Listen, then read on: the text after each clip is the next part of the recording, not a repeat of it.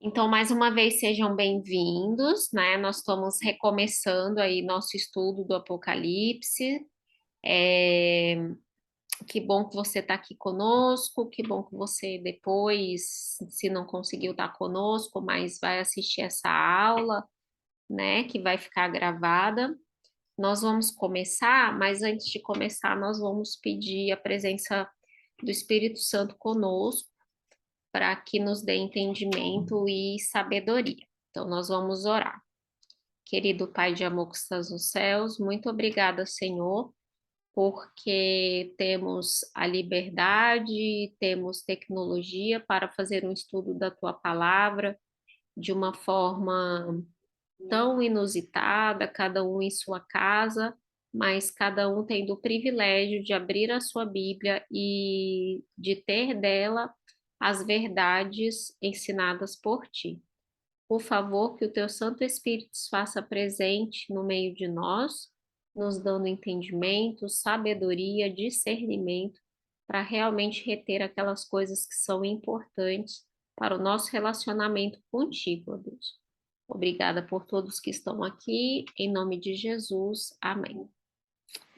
Bom, então vamos lá. 15 dias atrás, começamos o nosso estudo de Apocalipse 14. Vamos só relembrar umas coisas bem importantes, que é o seguinte: primeira coisa, que talvez a maioria já esqueceu, é assim, ó. Apocalipse 14, ele faz parte do centro do livro do Apocalipse. Aquele centro que começa em Apocalipse 12, né? Que talvez seja ali o centro do centro, e a gente tem o 13, a gente tem o 14.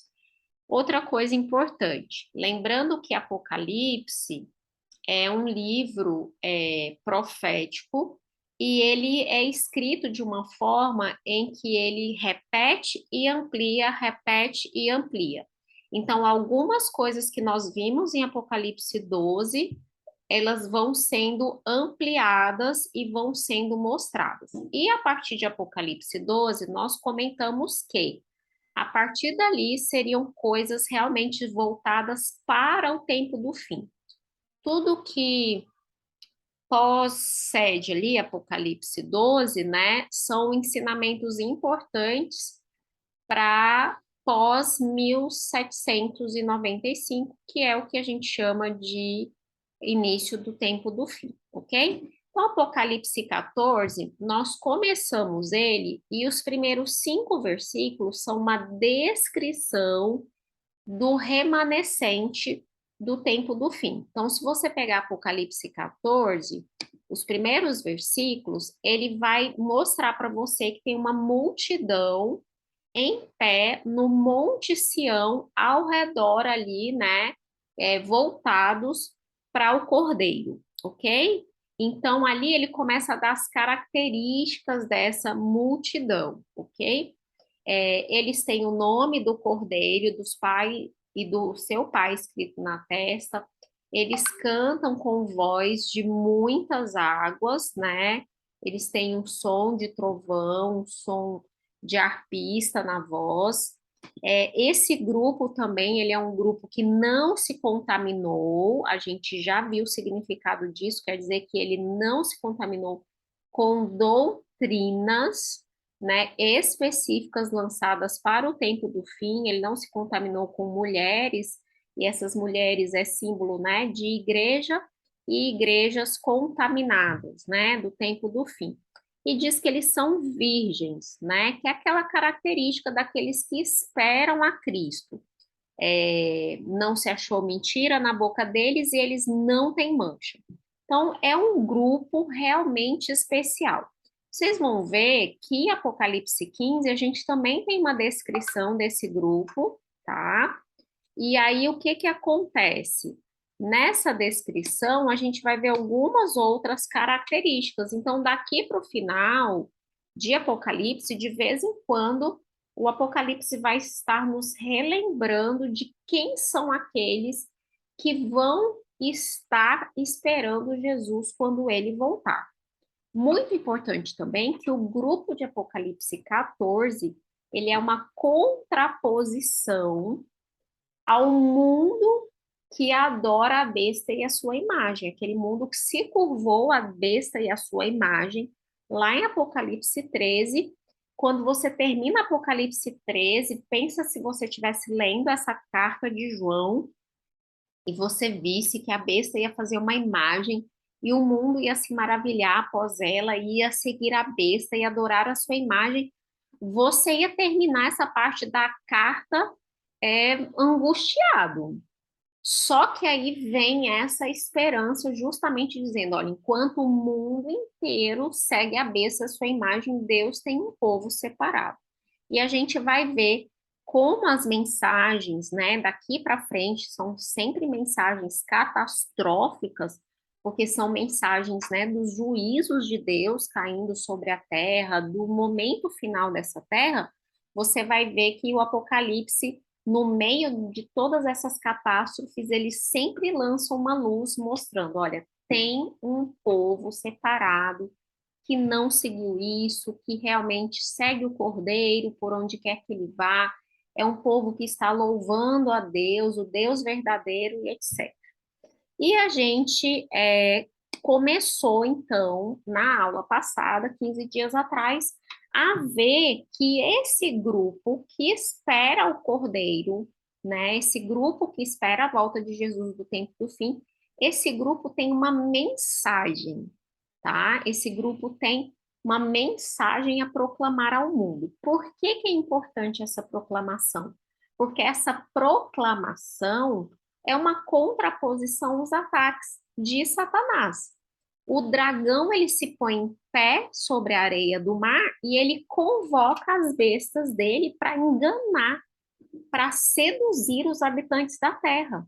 Se eu não tivesse um povo clamando uma mensagem, proclamando uma mensagem, muito mais pessoas seriam enganadas. Mas aí Deus levanta um povo para proclamar uma mensagem para dizer: olha, vocês não precisam ser enganados.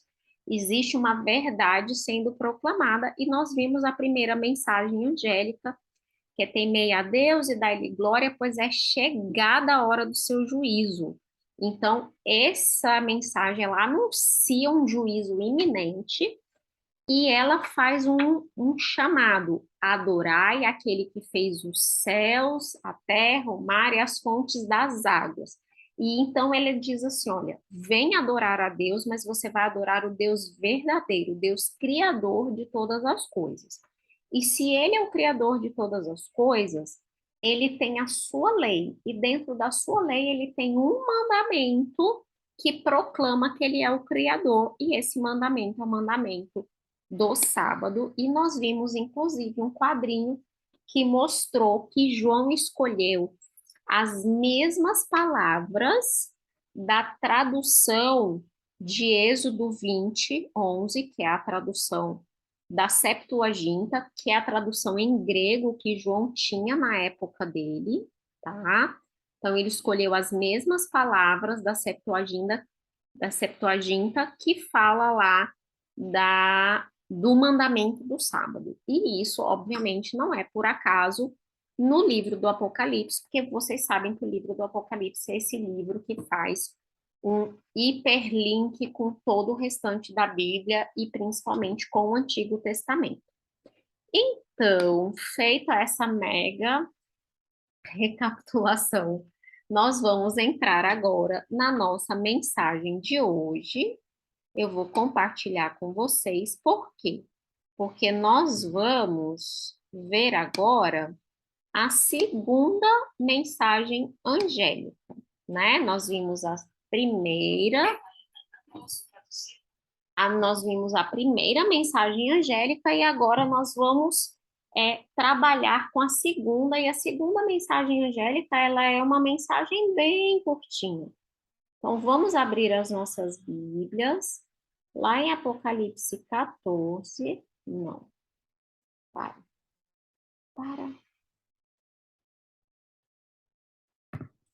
Apocalipse 14, verso 8, ok? Gente, o Tomás, ele quer passar pela frente, passa, ou desce.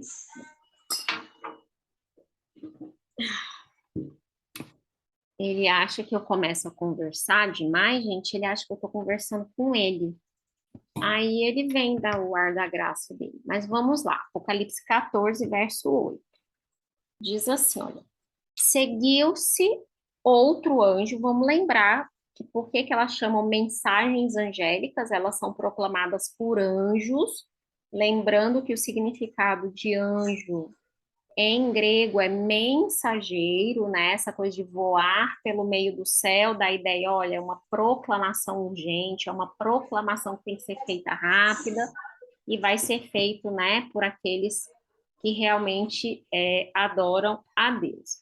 Então, a segunda proclamação diz assim: seguiu-se outro anjo, o segundo, dizendo: caiu, caiu a grande Babilônia, que tem dado a beber a todas as nações do vinho da fúria da sua prostituição. Então, você tem uma primeira mensagem que chama as pessoas à adoração, e a segunda, Meu gente, amor, é um tudo bem? complemento a isso, tá? Então, esse complemento, ele é um complemento que diz assim, olha, se você não está adorando o Deus verdadeiro, cuidado, porque você está do lado de Babilônia e Babilônia caiu, tá? Então, essa expressão caiu, caiu, pra gente tá no passado, né, gente? Caiu, ok? Em grego, essa repetição ela tem um nome. Esse nome é chamado de aoristo. É como se fosse um formato de um tempo verbal que nós não temos. E esse tempo verbal, ele é um tempo verbal que ele é chamado de perfeito profético. Por que que ele é o perfeito profético? Ele anuncia no tempo passado uma coisa que vai acontecer no futuro. Então, na época de João, Babilônia já tinha caído? Não. Na nossa época já caiu? Ainda não, nem se levantou, né? Está se levantando, mas não se levantou. Então, caiu, caiu. Então, ele anuncia no passado uma coisa que vai acontecer no futuro pela certeza. A proclamação é tão verdadeira, ela é tão certeza, que o profeta pode fazê-la no passado. Isso é o aoristo, tá, gente? Então, isso é chamado de perfeito profético, tá? E a gente vai ver isso em várias passagens bíblicas, a gente vê esse perfeito profético sendo usado, porque quando Deus proclama uma coisa, ela é verdadeira e isso realmente vai acontecer. Não é a primeira vez que a Bíblia lança esse clamor: caiu, caiu Babilônia, tá? Caiu, caiu Babilônia. Vamos ver isso lá em Isaías 21, verso 9. Isaías 21, verso 9. Isaías está proclamando a queda de Babilônia, que nem tinha se levantado, né, gente? Vamos lembrar que Isaías viveu aí em torno de mais ou menos mais de 100 anos antes da invasão de Babilônia. E ele diz assim, olha: eis agora vem uma tropa de homens, cavaleiros de 2 a 2. Então ele ergueu a voz e disse: caiu, caiu Babilônia, e todas as imagens de escultura dos seus deuses jazem despedaçadas por terra. Então aqui é uma profecia contra a Babilônia que viria, né, contra o reino do sul e devastaria o reino do sul, né, depois do ano 605 antes de Cristo, naquelas 3 invasões. Só que o profeta Isaías, ele está prevendo algo que só aconteceria com Ciro, lá no início do Império Medo-Persa. E ele faz essa profecia no perfeito profético: caiu, caiu Babilônia. Então, ele já proclamou uma queda antes que ela mesma se erguesse. Só que lá em Apocalipse, a passagem não fala caiu, caiu Babilônia, fala caiu, caiu a grande Babilônia. Quem é a grande Babilônia?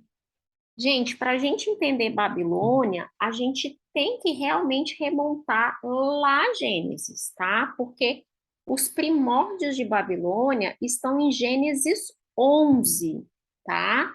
Vamos lembrar que em Gênesis 11 nós temos o pós-dilúvio acontecendo, né? Noé e seus filhos se multiplicam, a terra começa a ser muito habitada, e aí os homens começam de novo a multiplicar a sua maldade e a se separarem de seu relacionamento com Deus.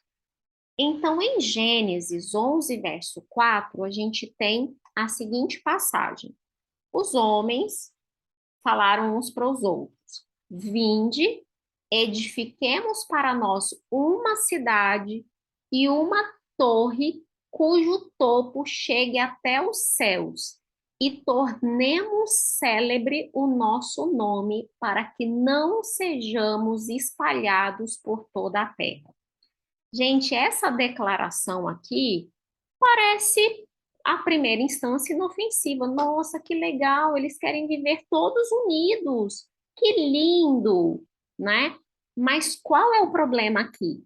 Essa é uma declaração que ia diametralmente contra os ensinos de Deus. Qual era o ensinamento? Povoem a terra, espalhem-se. E aí eles falam: não, venham, vamos juntos edificar uma cidade, dentro da cidade uma torre. O que mais que Deus falou? Eu nunca mais vou destruir a terra com água. Ele diz: não, vamos edificar uma torre que tenha o seu topo e esse topo chegue aos céus. E nós vamos tornar célebre o nosso nome. Olha aqui o modus operandi de Babilônia. É o meu nome que importa e não o nome de Deus. Eu engrandeço o meu nome. Lembrem do conceito do 666.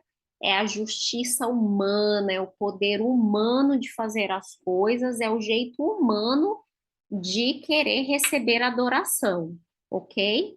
Então, aqui você vê, então, os primórdios. E a gente sabe que aquele lugar ali se chamou Babel, ok? Que etimologicamente essa palavra faz parte, né, do nome Babilônia, ok?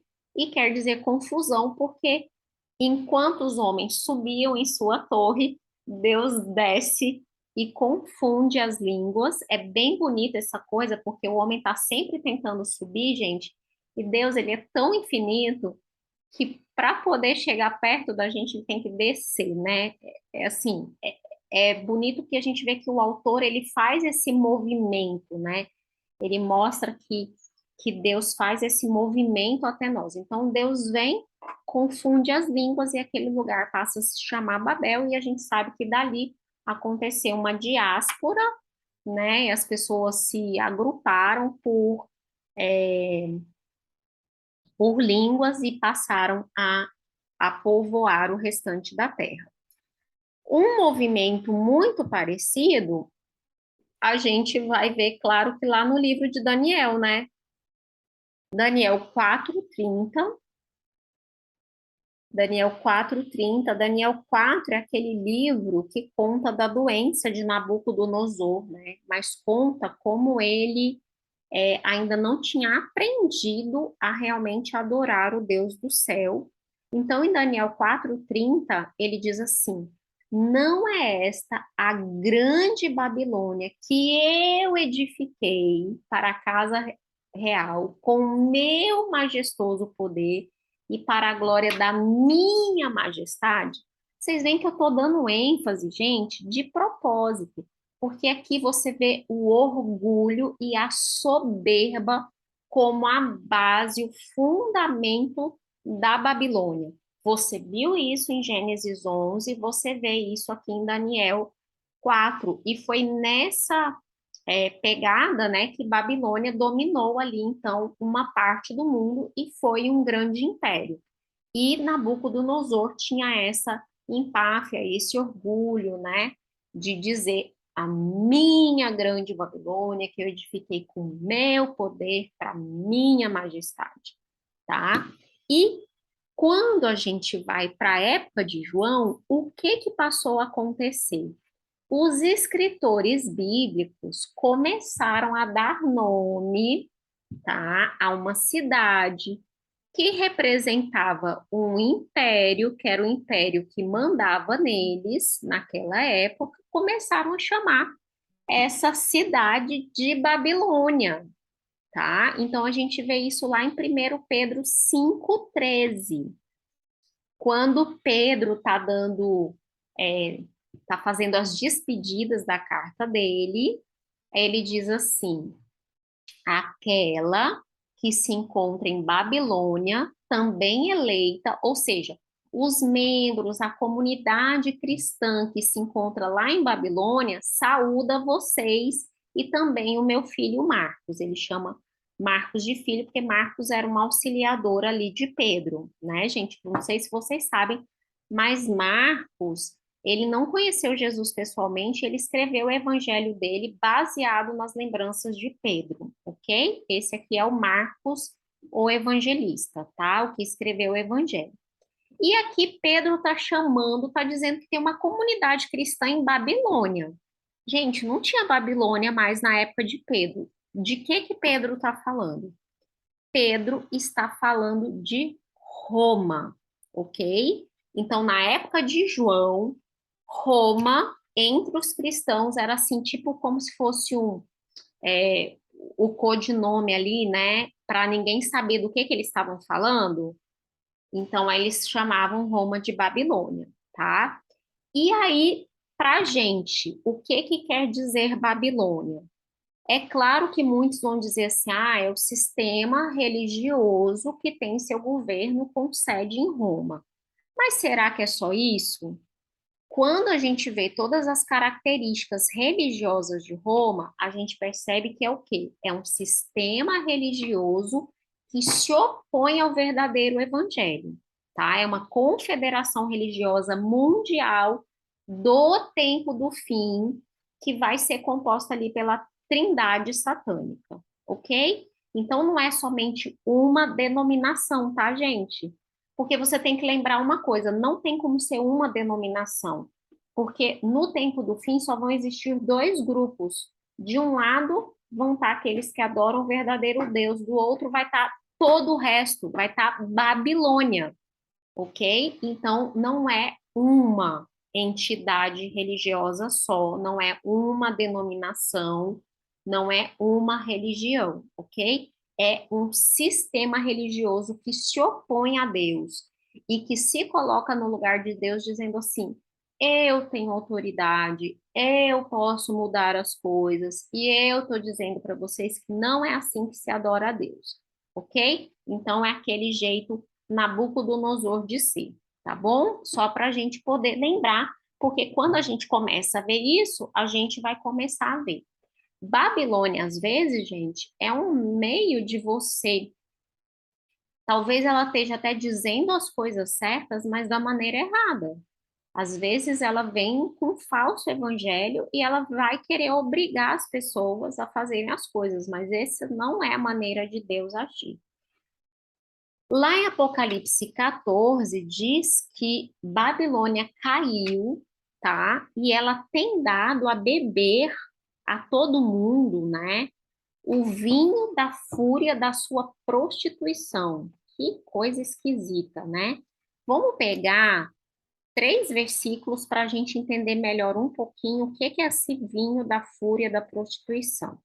Primeiro está lá em Jeremias 51, 7, diz assim, olha, Jeremias 51, 7. Vamos lembrar que Jeremias é contemporâneo das invasões de Babilônia, né?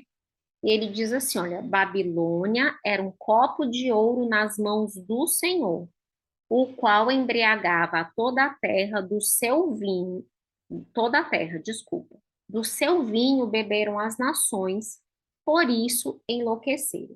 Então, Jeremias está falando aqui duas coisas. Primeiro, que Babilônia era um instrumento de Deus. E a gente sabe que no livro inteiro de Jeremias e até de Ezequiel e de Isaías, Deus fala claramente que ele vai usar a Babilônia para punir o seu povo. Isso é verdade, tá, gente?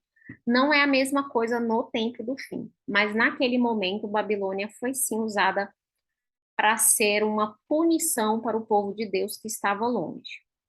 E aí, Jeremias fala uma segunda coisa, que Babilônia embriagava as nações, né?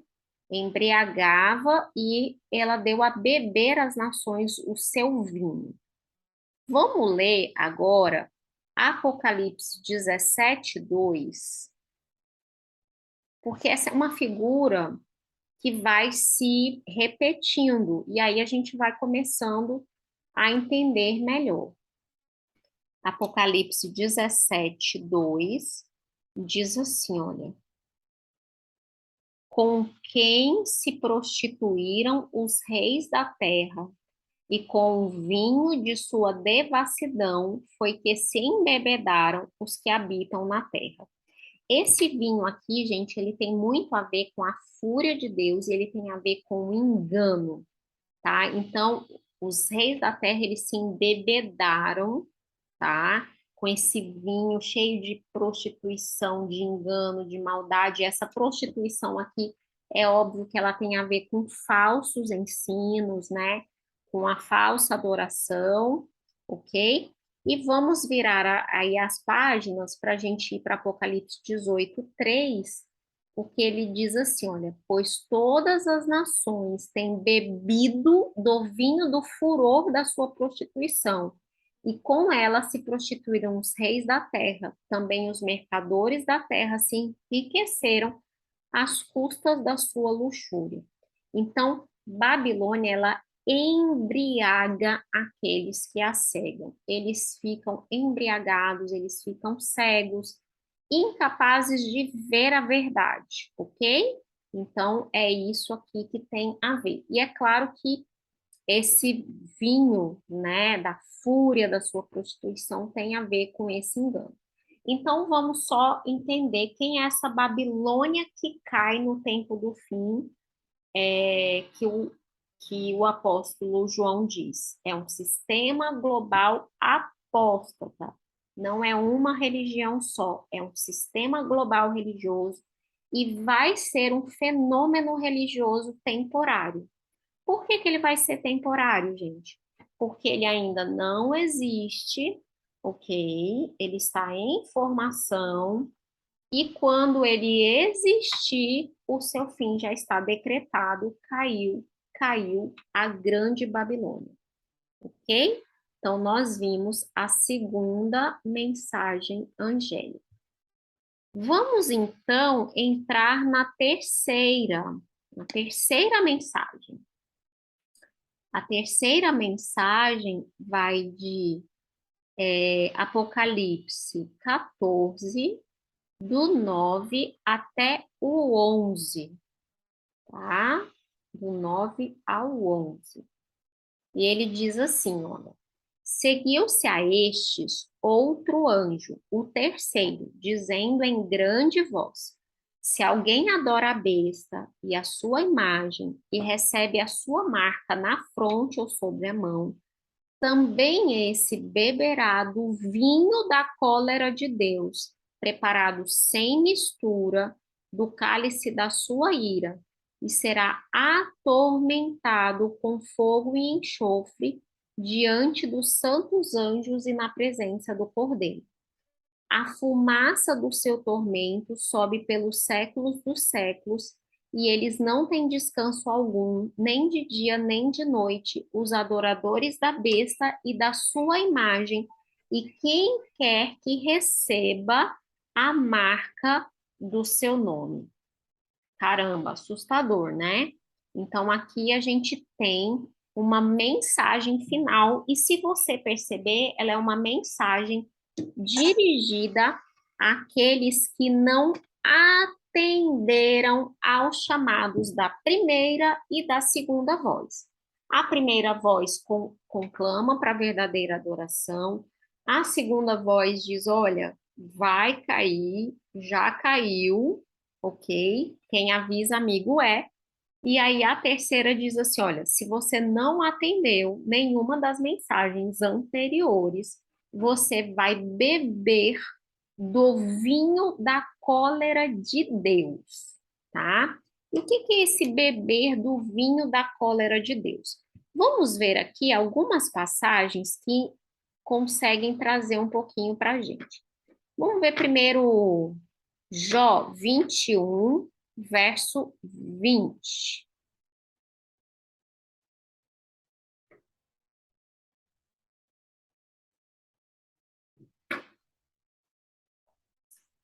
Em Jó 21, a gente tem o início de um discurso de Jó, que ele está dando lá para os amigos dele, tá? E ele está falando do destino dos ímpios. E olha o que ele fala no verso 20. Seus próprios olhos devem ver a sua ruína, e ele beber do furor do Todo-Poderoso. Então, vocês veem que essa figura de linguagem para beber da fúria de Deus é algo que existe desde os tempos mais longínquos. E João emprega essa linguagem lá no livro do Apocalipse para poder trazer essa mesma ideia. Desculpa. Mateus 20, 22, o próprio Jesus fala disso. Olha o que Jesus diz em Mateus 20, 22. Ele diz assim: Mas Jesus respondeu: Não sabeis o que pedis. Ele está falando aqui da mãezinha, a mulher de Zebedeu, a mãe de dois dos apóstolos, né? Que foi lá pedir, Senhor, por favor, deixe os meus filhos se assentarem um à sua direita e um à sua esquerda. E ele diz assim: Olha, você não sabe o que você está pedindo. Podeis vós beber o cálice que eu estou para beber? Olha só que Jesus sabia que ele ia beber o cálice. Que cálice era esse que Jesus beberia? Vamos ver em Mateus 26, virem aí algumas páginas, Mateus 26, verso 39. Mateus 26, verso 39, Jesus, a Bíblia diz assim: adiantando-se um pouco, prostrou-se sobre o seu rosto, orando e dizendo: Meu Pai, se possível, passa de mim este cálice. Todavia não seja como eu quero, e sim como tu queres. O cálice que Jesus estava bebendo era o cálice da ira de Deus dirigida contra todos os pecados do mundo. Foi esse o cálice que Jesus bebeu, é desse cálice que ele pede para que o Pai o afaste, né? Mas ele diz: não se faça a minha vontade, se faça a sua. Jesus, ele não estava suportando o peso dos pecados, sentir a fúria de Deus pelos pecados, sentir a separação de Deus. Então, ele pede para que esse cálice passe, né? E aí, lá na cruz, né, horas adiante dessa cena aqui que nós acabamos de ler, ele clama: Deus meu, por que me desamparaste? Ou seja, eu não consigo mais sentir a presença de Deus ao meu lado. E Jesus não conseguiu, porque ele estava completamente separado de Deus pelos nossos pecados, os pecados que ele carregou na cruz. Então, gente, o que a mensagem do terceiro anjo está dizendo é o seguinte: ou você aceita a Cristo como Salvador, e aí ele já bebeu esse cálice por ti, ou você vai ter que beber esse cálice. Porque esse cálice era para ser nosso mesmo, mas Jesus, ele bebeu em nosso lugar. Então, a gente tem a oportunidade de aceitar a Cristo como Salvador e dizer assim: Senhor, eu não quero pagar pelos meus pecados, eu quero que Cristo pague pelos meus pecados, eu quero a justiça de Cristo, porque eu não sou justo. Da minha parte, eu só tenho cálice para beber mesmo. Mas aqui a gente tem, né, essa escolha, mas a mensagem do terceiro anjo, gente, ela é horrível. E aí ela vem mostrando esse cálice, que é o mesmo cálice que Jesus bebeu, que é um cálice sem mistura. Vamos entender o que é esse sem mistura. Em primeiro lugar, é o seguinte: na época lá, né, de João, até hoje, né, gente, a gente mistura as coisas para ficar amenizado o gosto, né, o sabor, né? Então, na época antiga, muitas vezes eles misturavam o vinho com água ou com alguma erva para reduzir a força e a potência do vinho, tá? Então, isso era misturar. Só que aqui a gente está vendo que o cálice que eles vão beber é um cálice sem mistura, ok? Vamos ver Salmo 75, verso 8. Salmo 75, verso 8, e diz assim: olha, porque na mão do Senhor há um cálice cujo vinho espuma, cheio de mistura. Esse cálice aqui é diferente do cálice da terceira mensagem, né? Dele dá a beber, sorvem-no até as escórias todos os ímpios da terra. O que que o salmista do Salmo 76, 75, que é um salmo de Asaf, não é Davi, tá, gente? Foi Asaf que escreveu esse salmo. O que que ele está dizendo? Que os ímpios da terra, eles bebem sim um cálice da ira de Deus, mas ele é um cálice todo misturado.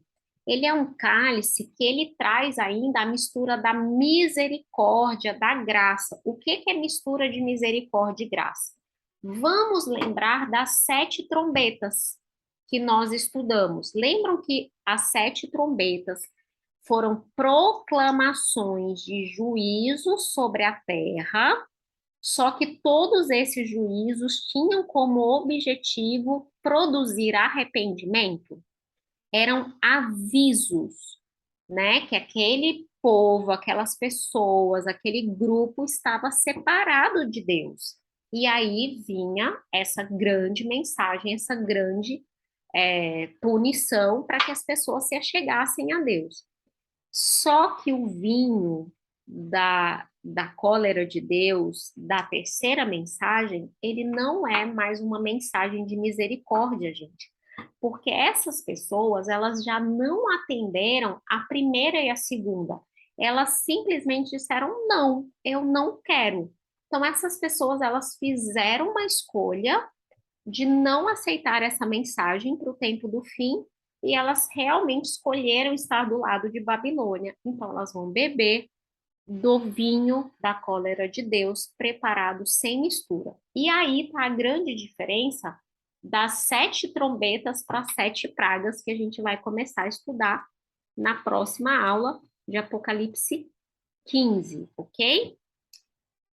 Lá em Apocalipse 14, faz um complemento dizendo assim, que eles, né? Deixa eu ler, porque eu não vou lembrar de cor. Apocalipse 14, verso 11, diz assim: olha, a fumaça do seu tormento sobe pelos séculos dos séculos, ou seja, eles estão sendo castigados, e aqui está dizendo que é um castigo pelos séculos dos séculos e que eles não têm descanso nem de dia nem de noite.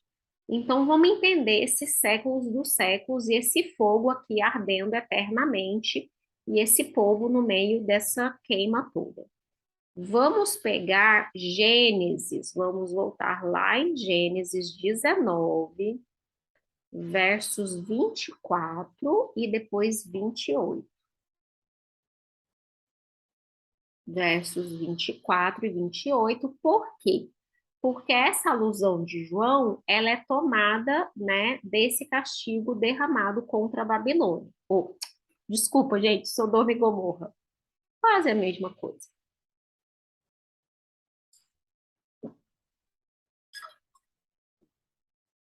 Então, Sodoma e Gomorra, vamos lá. Gênesis 19, versos 24, e depois eu vou ler o 28. Diz assim: Então fez o Senhor chover enxofre e fogo da parte do Senhor sobre Sodoma e Gomorra. Verso 28, e olhou para Sodoma e Gomorra e para toda a terra da campina, e viu que da terra subia fumaça, como a fumarada de uma fornalha. Então, a gente vê que o primeiro lugar que recebeu um castigo, foi um castigo de fogo, com fumaça subindo, foi Babilônia. E aí, Judas, que não é o traidor, obviamente, né, gente? Judas, que escreveu um livro da Bíblia, um livro de um capítulozinho só. Judas, capítulo 1, verso 7, Ele diz assim, olha, como Sodoma e Gomorra e as cidades circunvizinhas, que havendo-se entregado à prostituição como aqueles, seguindo após outra carne, são postas para exemplo do fogo eterno, sofrendo punição. Então, o exemplo de fogo eterno que a gente tem é Sodoma e Gomorra. E a primeira pergunta é: eles queimam para sempre? Continuam queimando? Vamos deixar essa pergunta no ar e vamos ler outra passagem, porque essas passagens ajudam a gente a entender se existe sim um inferno onde as pessoas vão ficar queimando para sempre. Isaías 34, versos 8 a 10. Isaías 34, versos 8 a 10. Aqui está falando da vingança de Deus sobre os ímpios, sobre nações ímpias. E olha só o que Isaías diz. Porque será o dia da vingança do Senhor, ano de retribuição pela causa de Sião. Os ribeiros de Edom se transformarão em piche, e o seu pó em enxofre, e a sua terra se tornará em piche ardente. Nem de dia, nem de noite se apagará, subirá para sempre a sua fumaça, de geração em geração será assolada, e para todo sempre ninguém passará por ela. Pergunta: Edom continua queimando até hoje? Ou aqui eu tenho uma figura hiperbólica para indicar o efeito desse castigo? Então, vamos pensar. E vamos ler um último verso em Isaías 13, 19. Isaías 13, 19.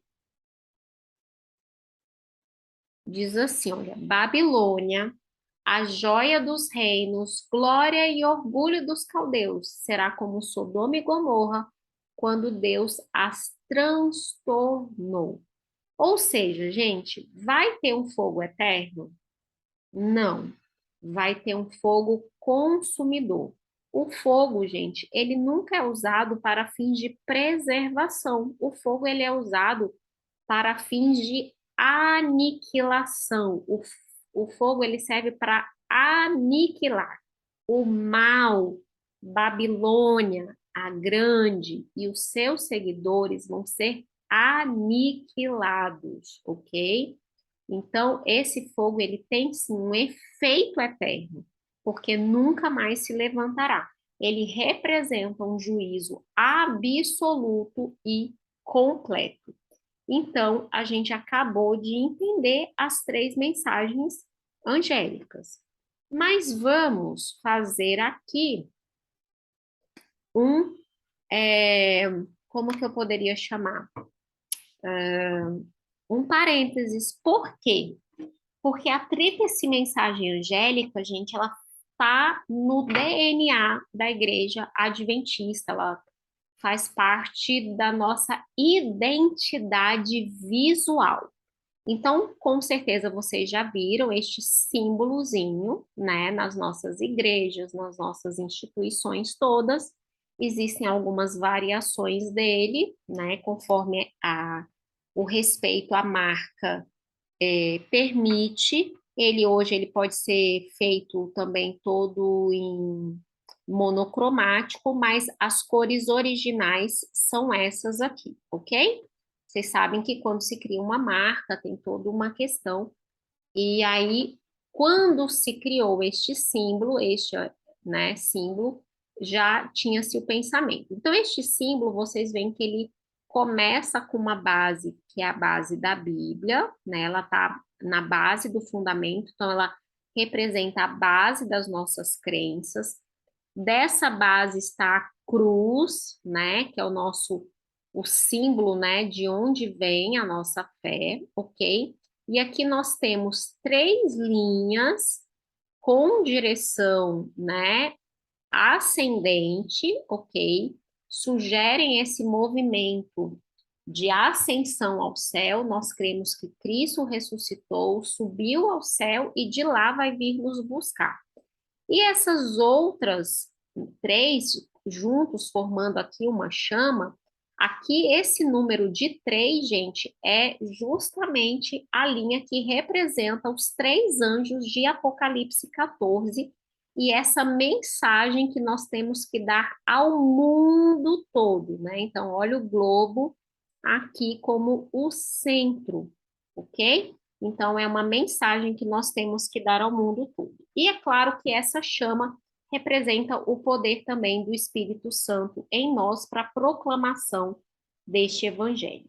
Então, aí, só para vocês saberem, né, o que significa o nosso símbolo e saber que a gente tem a tríplice mensagem angélica na nossa identidade como uma das nossas crenças, nós acreditamos que é nosso papel, tá? Proclamar essa mensagem ao mundo. E aí, a gente, talvez você que está acostumado a estudar as três mensagens angélicas, você deve ter pensado assim, mas a Ellen esqueceu do verso 12 de Apocalipse 14, porque ele faz parte da mensagem do terceiro anjo. Então, vamos aqui entender o que é a apresentação. Lembra que eu falei no início da aula que a partir desse momento agora, como a gente vai estudando cada vez mais o que vai acontecer com os ímpios deste mundo, de vez em quando vem uma lembrança que no meio de tudo isso existe um povo perseverando ao lado de Deus.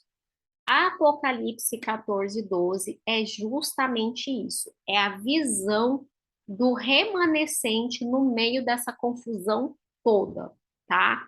Então, enquanto a mensagem do terceiro ano diz assim, olha, vocês vão beber do vinho da fúria, da cólera de Deus, preparado sem mistura, vocês vão ser atormentados, vocês vão ser destruídos, aniquilados.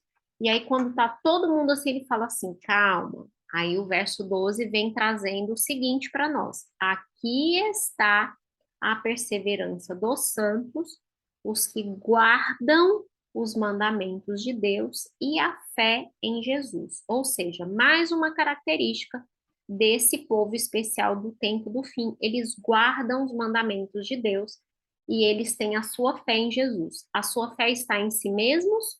Não. No que eles podem fazer? Não. Na sua justiça própria? Não. Porque quem pensa assim é Babilônia. É Babilônia que tem fé em si mesma, é Babilônia que tem justiça própria, tá? E aqui, a gente juntando com o verso 13, a gente vê algumas características. Olha o que o verso 13 diz. Então ouvi uma voz do céu dizendo: escreve, bem-aventurados os mortos que desde agora morrem no Senhor. Sim, diz o Espírito, para que descansem das suas fadigas, pois as suas obras os acompanham. Então vamos ver primeiro o que é guardar a fé. Vamos ler 2 Timóteo, verso 4, não, capítulo 4, verso 7. Então, guardar a fé. Paulo diz assim, olha, combati o bom combate, completei a carreira, guardei a fé. Aqui, gente, é a lealdade. Então, as características desse povo do tempo do fim, eles guardam os mandamentos de Deus, eles são obedientes, eles são leais, ok? Só que em Apocalipse 14, verso 13, diz: bem-aventurados os mortos que desde agora morrem no Senhor. E essa é a segunda bem-aventurança do livro de Apocalipse. Existem 7 bem-aventuranças no livro de Apocalipse, essa é a segunda, e ela faz uma oposição a Apocalipse 14, verso 11. Porque é o seguinte, aqui é bem-aventurados que desde agora morrem no Senhor, para que eles descansem de suas fadigas. Só que lá no verso 11, eles estavam falando de um grupo que não vai ter descanso. A fumaça do seu tormento sobe pelos séculos dos séculos, e eles não têm descanso algum, nem de dia nem de noite. Olha que legal. E aquele que morre no Senhor, ele sim vai ter descanso das suas fadigas, das suas obras. As suas obras os acompanham. Aquilo que eles fizeram os acompanha. O que que acompanha eles? O fato deles não terem seguido a besta e a sua imagem. Então, aqueles que ouviram a pregação desse evangelho e morrem no Senhor, bem-aventurados.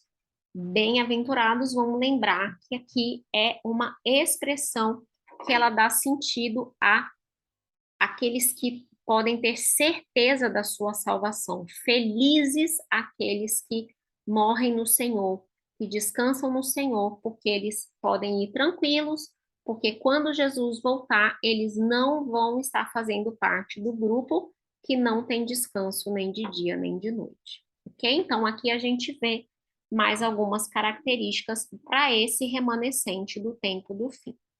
E aí a gente entra na última porção de Apocalipse 14, gente. A última porção de Apocalipse 14, que são os 6 últimos versos, elas são uma espécie de epílogo da mensagem que começou lá em Apocalipse 13, ok? Então, Apocalipse 13 e o 14, de 1 a 13. Por que que é um epílogo? Em Apocalipse 13, nós vimos os esforços do dragão e dos seus companheirinhos, das suas companheiras, as bestas, para enganar o mundo.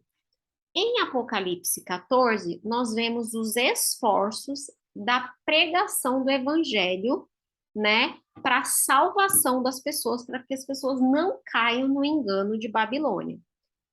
Quando a gente chega em Apocalipse 14, de 14 a 20, a gente vê o quê? O que que acontece? Porque as pessoas vão ter que escolher um grupo. Então, em Apocalipse 14, do 14 até o 20, a gente tem o mundo, né, dividido em dois grandes grupos. O grupo dos que adoram a Deus e o grupo dos adoradores da Trindade satânica.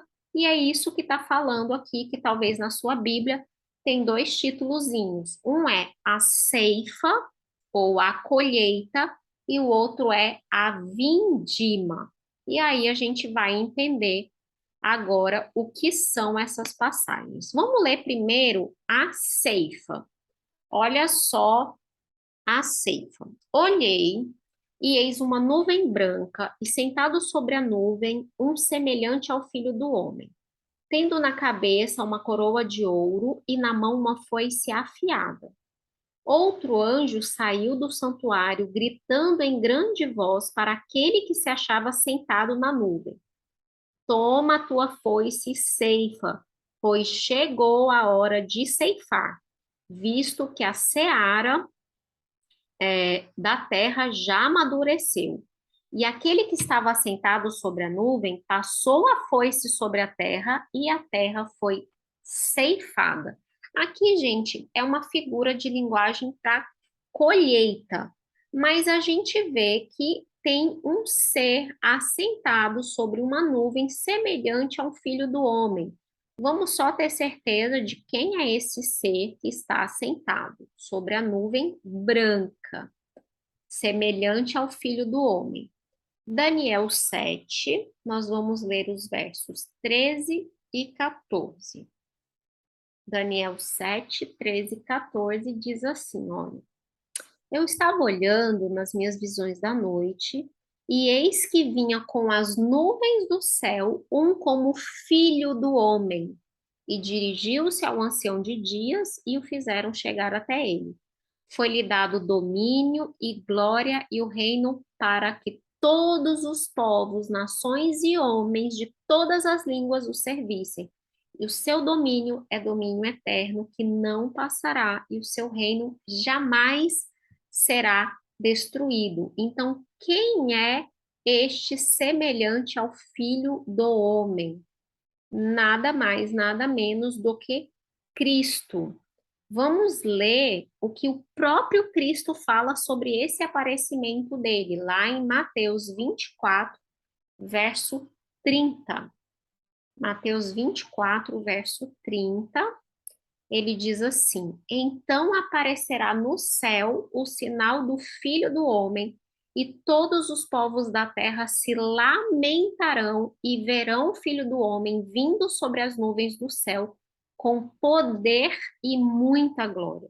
Claro que esses povos da terra que estão se lamentando são aqueles que não seguiram, né, gente? Não seguiram a Cristo e a sua doutrina.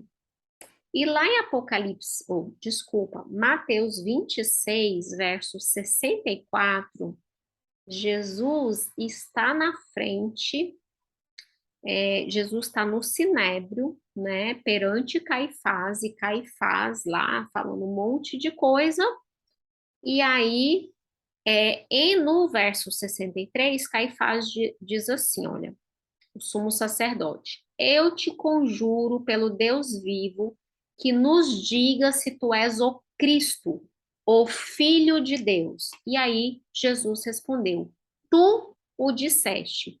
Entretanto, eu vos declaro que desde agora vereis o Filho do Homem assentado à direita do Todo-Poderoso e vindo sobre as nuvens do céu. E aí, Caifás grita, né, que ele blasfemou, blasfemou, ok? Obviamente, diz, né, que Jesus tem que ser morto. Mas aqui ficou muito claro para a gente quem é Jesus. E lá em Apocalipse 14 diz que ele vai tomar uma foice e vai ceifar. Só que essa figura, gente, já apareceu antes na Bíblia, essa coisa de ceifar, de fazer colheita. Próprio Jesus, né? Ele diz lá em Marcos, olha, 4:29, quando o fruto já está maduro, logo se lhe mete a foice, porque é chegada o tempo da ceifa, ok? Então, essa coisa de colheita como um símbolo de separar aqueles que são justos e os ímpios é uma coisa que, na verdade, nem começou com as parábolas de Jesus, mas começa lá em Joel, olha, Joel 3:13. Em Joel 3:13, você vai ver dois tipos de colheita. Olha só o que ele diz. Lançai a foice, porque está madura a seara. Seara, gente, é um campo de trigo, tá? Vinde, aí ele separa, vinde, pisai, porque o lagar está cheio, e os seus compartimentos transbordam, porque a sua malícia é grande. Então, de um lado, a gente tem a seara, a colheita da seara, do outro, a gente tem a pisadura da uva, ok? E fala que aqui que a terra foi ceifada. Quando é que a terra vai ser ceifada? A gente vai descobrir isso numa parábola de Jesus, que está lá em Mateus 13, versos 24 a 30. A gente vai ler e depois do 36 a 43, porque a gente vai ver essa parábola. Jesus estava contando, ele diz assim: outra parábola lhes propôs, dizendo: o reino dos céus é semelhante a um homem que semeou uma boa semente no seu campo. Mas enquanto os homens dormiam, veio o inimigo dele, semeou o joio no meio do trigo e retirou-se. E quando a erva cresceu e produziu fruto, apareceu também o joio. Então, vindo os servos do dono da casa, lhe disseram: Senhor, não semeaste boa semente no teu campo? De onde vem, porém, o joio? Ele lhes respondeu: um inimigo fez isso. Então os servos perguntaram: queres que vamos e arranquemos o joio? E ele disse: não, para que ao separar o joio, não arranqueis também com ele o trigo. Deixai-os crescer juntos até o tempo da colheita. E no tempo da colheita, eu direi aos ceifeiros para juntar primeiro o joio, atai-o em feixes para ser queimado, mas o trigo recolhei-o no meu celeiro. E aí os discípulos não entenderam nada dessa parábola. E aí no verso 36 a gente lê assim: então, despedindo ele as multidões, foi Jesus para casa. E chegando-se a ele, os seus discípulos disseram: explica-nos a parábola do joio do campo. E ele respondeu: o que semeia a boa semente é o filho do homem. O campo é o mundo e a boa semente são os filhos do reino. O joio são os filhos do maligno. O inimigo que o semeou é o diabo. A ceifa é a consumação do século, ou seja, gente, é quando Jesus for voltar. E os ceifeiros são os anjos. Pois assim como o joio é colhido e lançado ao fogo, assim será na consumação dos séculos. Mandará o Filho do Homem os seus anjos, que ajuntarão do seu reino todos os escândalos e os que praticam iniquidade, e os lançará na fornalha acesa, e ali haverá choro e ranger de dente.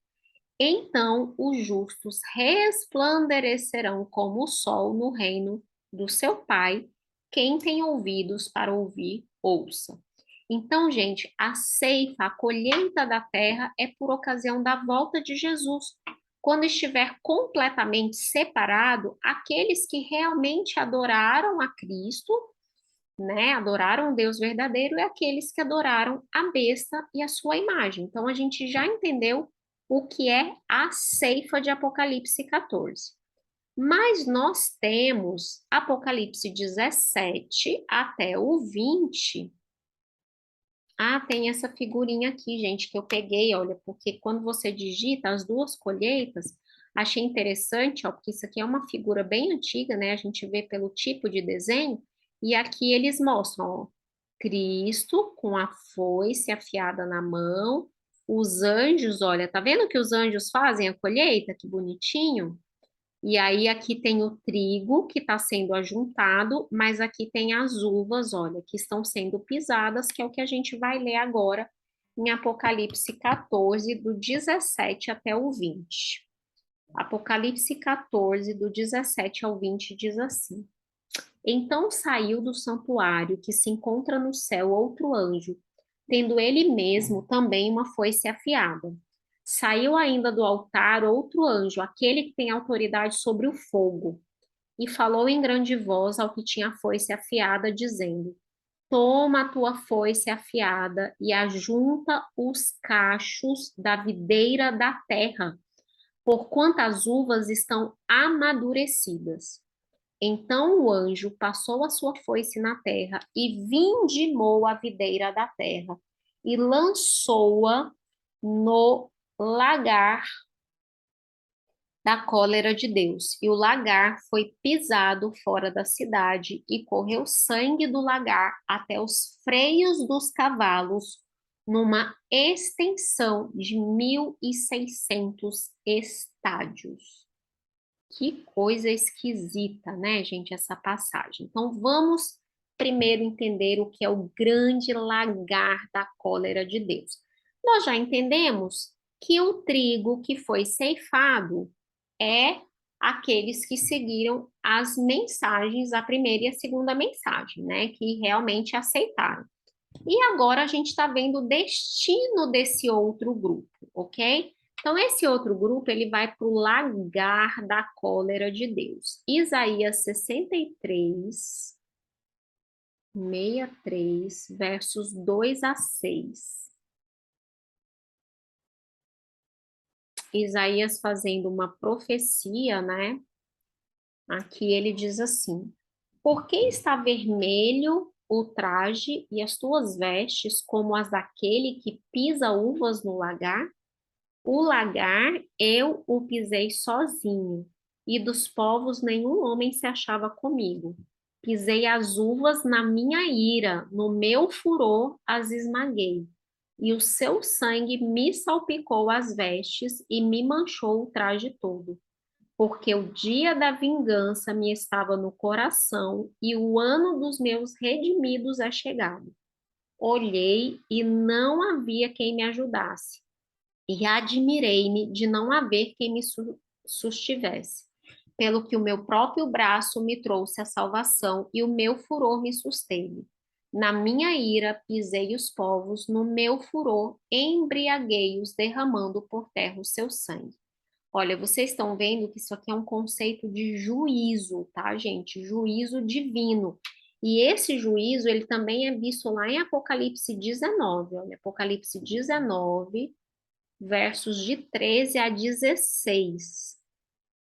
vai descrever Jesus, que susto, vai descrever Jesus e diz assim, olha, está vestido com um manto tinto de sangue.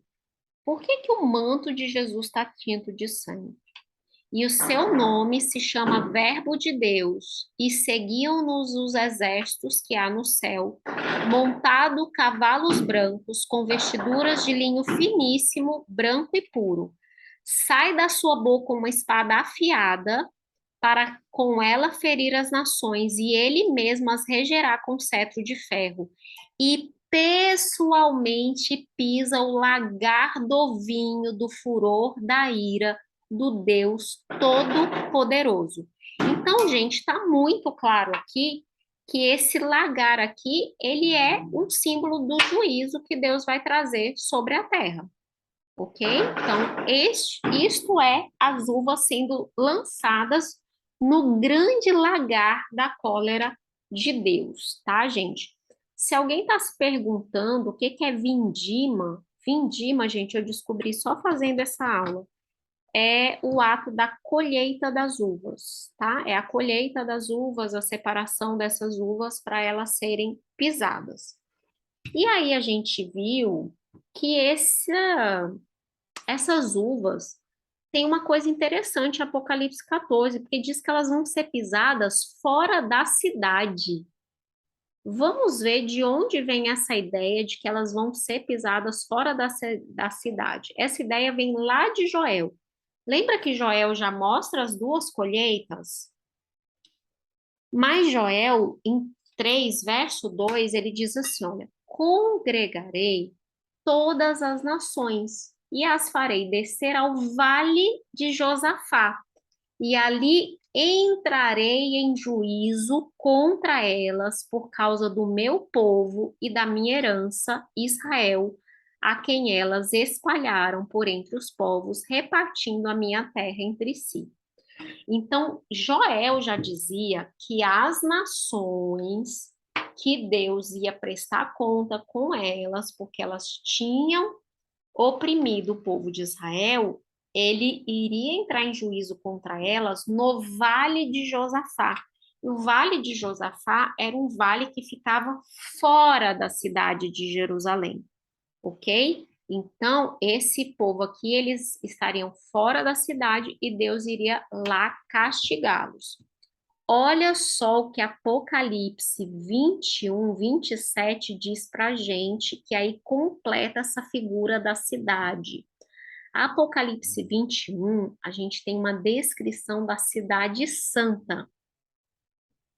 Descrição da cidade santa, e no verso 27 diz assim: nela nunca jamais penetrará coisa alguma contaminada, nem aquele que pratica abominação e mentira, mas somente os inscritos no livro da vida do Cordeiro. Então, por que que essas uvas vão ser pisadas fora da cidade? Isso aqui, gente, nada mais é de que um aviso de que essas uvas que representam os ímpios do tempo do fim, eles jamais vão entrar na cidade santa. Só que Apocalipse 14 diz que, além, né, de pisar, diz que o suco ali da uva, né, o sangue dessa pisadura, ele sobe até a altura da correia dos cavalos numa distância de 1.600 estádios. E o que seriam esses 1.600 estádios? Existem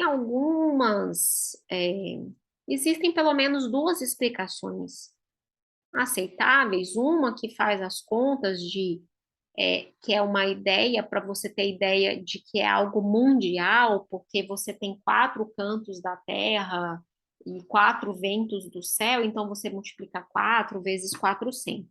Mas eu gostei muito de uma explicação que eu vi que mostra o seguinte: um estádio, tá? Ele tem a distância aproximada de 180 metros. Então, 1.600 estádios seriam aproximadamente 300 quilômetros, que seria a longitude da Palestina de norte a sul. Então, gente, isso, né, pensa no pessoal da época de João, que sabia tudo, eles pensaram, poxa, olha, vai ser algo de alcance imenso. Então, isso aqui nada mais é do que uma linguagem hiperbólica para dizer que vai ser algo imenso, né? Que esse pisar das uvas vai realmente atingir o mundo todo. E aí, nós terminamos então Apocalipse 14. Na próxima semana, a gente começa Apocalipse 15. E é em Apocalipse 15 que nós vemos os envios, né, das 7 pragas, tá, gente? Só que antes, para a gente não dormir com essa ideia aí dessas uvas sendo pisadas, nós vamos pegar o suprassumo de Apocalipse 14, que é a tríplice mensagem angélica. E eu gostei demais, demais, demais desse parágrafozinho que eu li no livro, né, do Apocalipse lá, do Ranko Stefanovic, que é o livrinho que eu estou usando para a gente poder estudar o livro do Apocalipse. E ele diz uma coisa que é maravilhosa, que eu queria ler para vocês. E ele diz assim, olha, a proclamação final do Evangelho eterno não será completada por sabedoria, esforços, habilidades e métodos humanos, e sim por meio das atividades especiais do Espírito Santo. Que lindo, né, gente? Não somos nós, é o Espírito Santo através de nós. Aí ele diz assim: nossa principal tarefa é exaltar a Cristo e sua cruz como as boas novas de graça e perdão. Então, presenciaremos o término da pregação do Evangelho eterno e logo o veremos vir nas nuvens do céu para acabar com o pecado e a morte. É isso que traz Apocalipse 14. Existe uma mensagem a ser pregada neste momento final para que Cristo venha, para que Cristo finalmente acabe com o pecado e a morte. E aí, por que que a gente pode ter certeza, né, de que não é o nosso poder? Isso vem da passagem de Mateus 24:14, né? Mateus 24:14, que diz que será pregado este evangelho do reino por todo o mundo para testemunho de todas as nações, e então virá o fim. É nosso dever pregar? Sim, mas é com o nosso poder, nossas habilidades, nossa sabedoria e o nosso esforço, os métodos humanos, que a mensagem de salvação vai chegar ao mundo inteiro? Não. Se nós não falarmos, a Bíblia diz que as pedras falariam por nós. Então, é nosso privilégio nos permitir sermos usados pelo Espírito Santo para fazer esse trabalho, né? Deus, ele tem uma igreja no tempo do fim para levar essa mensagem, uma mensagem de advertência, mas uma mensagem de esperança. Jesus está voltando. E quando Mateus 24:14 diz, né, será pregado esse evangelho do reino, os estudiosos, né, do grego, eles dizem que aqui existe uma linguagem que tem a ver com o passivo de Deus. Será pregado. É algo que vai acontecer com ou sem a minha e a sua participação. Nós podemos participar se nós quisermos, mas se nós não fizermos nada, vai acontecer do mesmo jeito, porque vai acontecer com o poder do Espírito Santo. E o Espírito Santo, ele quer nos usar, ele pode nos usar se nós permitirmos. E aí eu me lembro do livro de Esther, né? Quando Esther vai conversar com o tio dela sobre aqueles decretos lá que está pesando sobre o povo judeu, que tem uma data lá limite para eles poderem ser atacados e mortos. E aí ele diz para ela, olha, se você fizer alguma coisa, você fez. Mas se você não fizer, a salvação vai vir de qualquer maneira. Ele fala: quem sabe não foi para um momento como este que você foi levantada a rainha. E o que eu falo para vocês é: quem sabe não é para um momento como este que nós todos estamos fazendo esse estudo para podermos levar essa mensagem para outras pessoas. Se nós não falarmos, outros falarão, ok? Então, é isso que a gente realmente precisa fazer. A gente precisa proclamar a mensagem. Vamos fazer a nossa oração para nós terminarmos. Querido Pai de amor que estás nos céus, muito obrigada, Senhor, porque a tua misericórdia, a tua graça é tão grande, Senhor, que além de nos salvar, nos dar a justiça de Cristo, tu ainda nos permite sermos parte dessa proclamação do Evangelho. Tu nos permite sermos instrumentos em tuas mãos para levar essa mensagem ao mundo, essa mensagem de advertência, essa mensagem da adoração ao verdadeiro Deus. Por favor, Pai, nos faça instrumentos. O teu Santo Espírito, Senhor, trabalhe em nós e através de nós, Pai. E que apesar de nós, muitos possam realmente serem convertidos e sair da Babilônia, porque nós sabemos que ela já caiu. Dê-nos uma boa semana em tua companhia, em nome de Jesus. Amém.